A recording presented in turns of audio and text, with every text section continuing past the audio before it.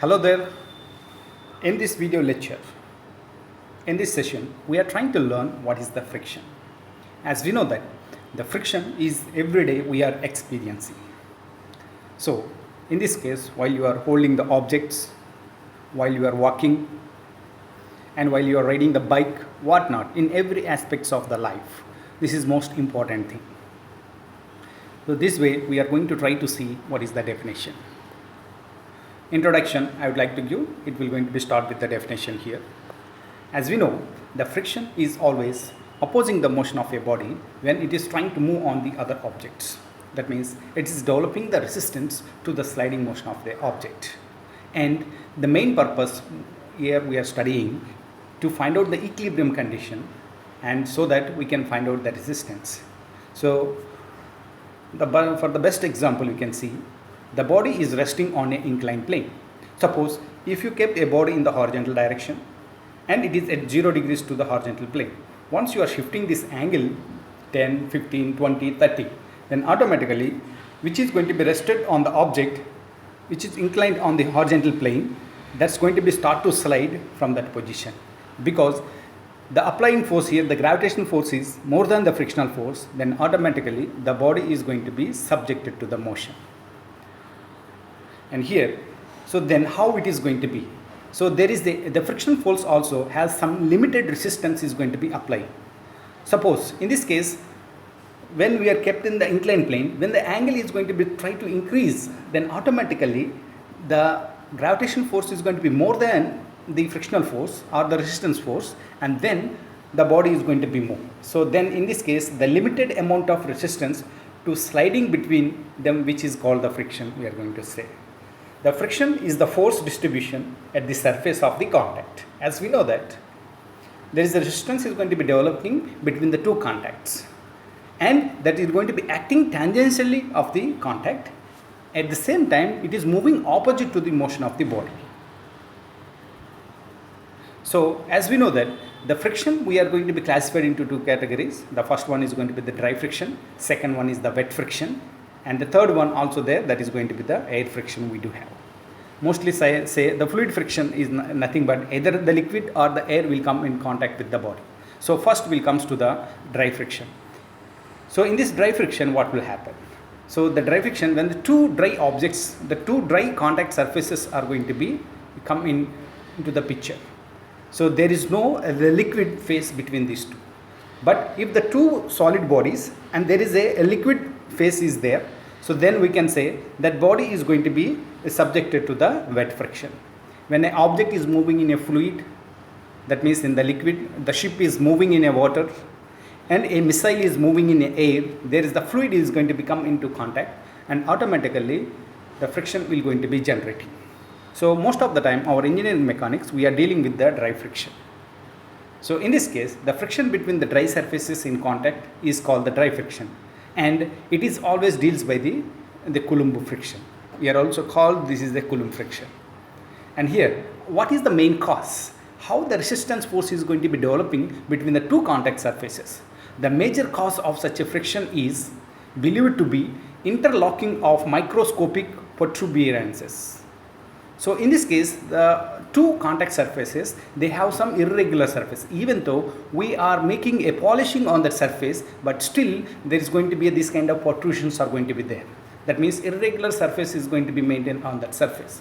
For the maybe these are going to be the projections on the surface, asperities, the material hills and valleys also will comes to the helping for the interlocking of this microscopic level, which opposes the relative motion. So such a protuberances are always present, howsoever smooth surfaces may be. So here the interlocking of the microscopic protuberances, how it is going to be interlocking. Here I would like to give a graphical presentation, and here can you see this is the one object I have taken for the representation, and the second object I am going to be kept on that body, and I was applied the force in the both directions. That means one is going to be subjected to the leftward force, one is going to be subjected to the rightward force. So that what will happen in this case, just I am going to be zooming at a particular contact points. So there we can see here. So then the surface of the top body is going to be maybe existed in this way, it may not be in this way, but the surface is, I am going to show with the contact surface some irregularities. And say similarly, the bottom surfaces also, contact surface also, some irregularities are there. This way, there is an interlocking is going to be taking between the two surfaces. So that means the valleys and the ridges we are going to be taking. So then what will happen, that ridges are going to be, the hills are going to become in contact with the valleys of the second body. Then automatically what will happen in this case, so when the direction is impending the motion towards the right side of the top one and towards the left side of this one, then what will happen, these interlocking positions will contact each other, and then there is going to be a resistance force is going to be developing. This, the friction is going to be a physical force. It is not a non-contact force. So then what is the limiting friction in this case? So just before we have seen the interlocking, at certain force, the applied force is more than the frictional force, automatically these surface asperities are going to be knocked down, and then finally there is a smooth surface, that means the little frictional surface is going to be developing, and automatically the object is going to be moved in the forward direction. So in this case, they consider a body of mass having corresponding weight resting on a horizontal surface. So you can take one rectangle surface and it is going to be rested on the horizontal surface. So then what will happen in this case? Then I want to move the body in the forward direction. So I was applied the force P, and the force P will be opposed or resisted by the frictional force. As we seen before, there is going to be interlocking of the irregular surfaces. When you are applying the force, then what will happen, these hills are going to be interlocked with the valleys of the next body. So then automatically the applied force is going to be not enough to move in the forward direction. That resistance force is going to be developing because of this physical contact. So the frictional force shall go on increasing to balance increasing the applied force P, and shall remains at rest. So in this case, what will happen, when the force, applied force is going to be continuously increasing 10 newtons, 20 newtons, 30 newtons. At the same time, the frictional force also going to be coming in the same way, 10, 20 newtons, that is equal, so that the body is going to be remain in the rest condition. So but at certain time it has some limitations are there. These protrusions are going to be have certain strength. Once the strength point is going to be the strength is going to be decreased, it means the external force is going to be more than the strength of that protrusions. Automatically those are going to be knocked off. So in this case, then there comes in a limit beyond which the frictional force cannot increase and body begins to move, because in this case the frictional force cannot increase more. That reason is that surface asperities are going to be knocked off, then automatically the frictional force gradually decreases. So in continuation of that, the frictional force at this instant is called the limiting force. It has some limitation for the time being, and after that it will going to be, the frictional force is going to be reduces. That means the static friction is going to be converted into the dynamic friction. In this case, the dynamic friction always less than the static friction. So the limiting friction therefore is the maximum frictional force exerted at the time of impending the motion, that is the motion about to begin. So these we can see in the graphically. Once the body begins to move, there is a decrease in the frictional effect, that maximum effect observed under the static conditions. So in this case, the frictional force between the two moving surfaces is called the kinematic or the dynamic frictions.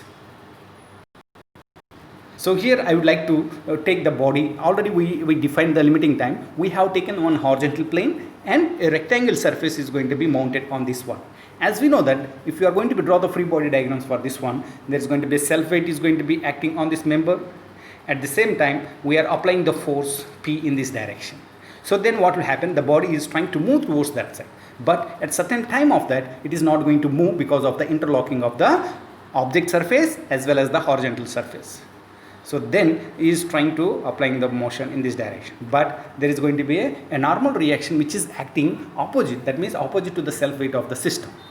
So then at the same time we are getting the frictional force is going to be opposite. It means that the body is not in the motion because of the frictional force. So then what will happen in this case? So this is going to be the frictional force because of the interlocking of the surfaces. So there I am going to be the same, that I am going to be trying to explain what extent and after that how these surfaces are going to be removed, and that we are going to be discussing here. Here we are going to take the two coordinates, one is the x and second one is the y coordinates. And here is going to be x coordinates I am going to be considered applied force, and similarly the y coordinates I have taken, that is the frictional force. So then in this case what will happen, we are going to be calling the limiting friction in this case. At certain point of time, so the applied force is equal to the frictional force. So then what will happen, the graph is going to be go linearly. It means that the body is not in the motion, but it is going to be at the rest condition. So then what will happen in this case?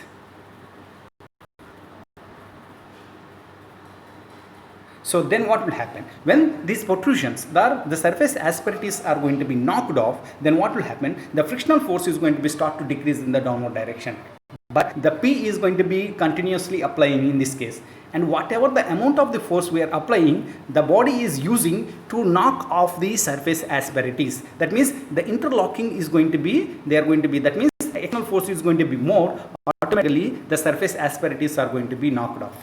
So then what will happen? Then there is going to be a dynamic system is going to be developing. In this case, this is going to be, the body is going to be starting to move in the forward direction.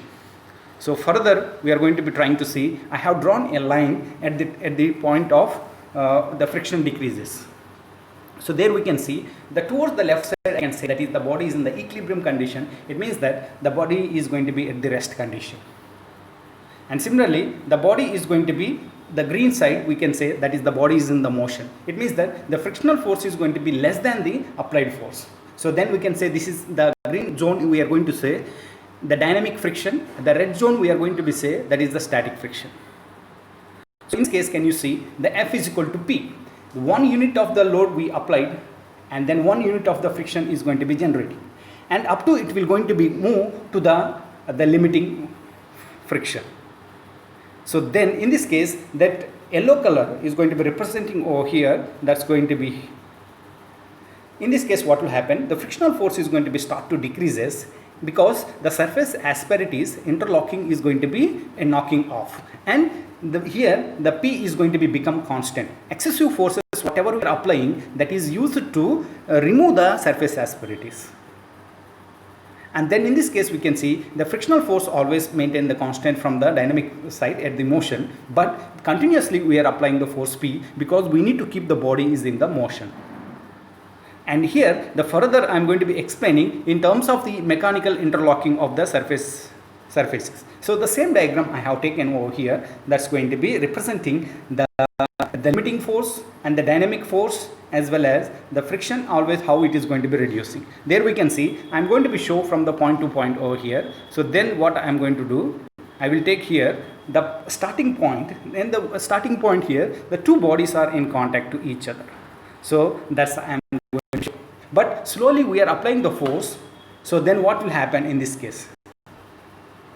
So in this case what will happen, the top surface is going to be looking like this. At the contact point, can you see the surface asperities are going to be, I have taken in a triangle shape.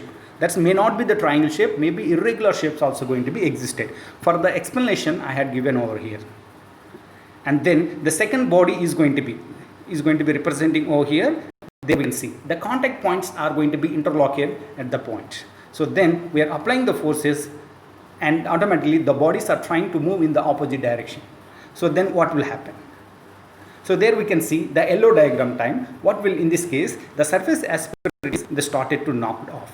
Can you see the before they are going to be attached to the material, but after certain time when the applied force is going to be more, automatically the friction force is going to be start to decreases. That reason the interlocking of these surface asperities are going to be removing from that body. So once it is going to be removing, then the friction force is going to be reduces. The bodies are going to be try to move in the different directions. That is the desired directions they are moving. At the same time in the green zone, what will happen in this case? So there we can see the contact surface. Once the surface asperities at the yellow zone is going to be removed, then automatically there is going to be a smooth surface is going to be existed, but not completely smooth surfaces, but such a projections are not going to be up to the mark. Then the bearing surface is going to be generating at the two contact surfaces. This way we are going to be understand this applied force as well as the frictional force diagram. So from this one, what we learn? So first one, we understand what is the friction, and in life how we are facing that friction. The second one is going to be the dry friction, wet friction, and air friction we do have seen. So, and the third one is going to be the limiting friction. So then we have seen the limiting friction has some limitations are there. Until the body is going to be getting the motion, there is a limiting force is going to be there. There we can say the static friction also. Next one, the practicing of the free body diagrams for the frictional surfaces we have seen. And thank you. We are doing a series of educational videos on the engineering mechanics. For the more updates, please follow the channel. Thank you.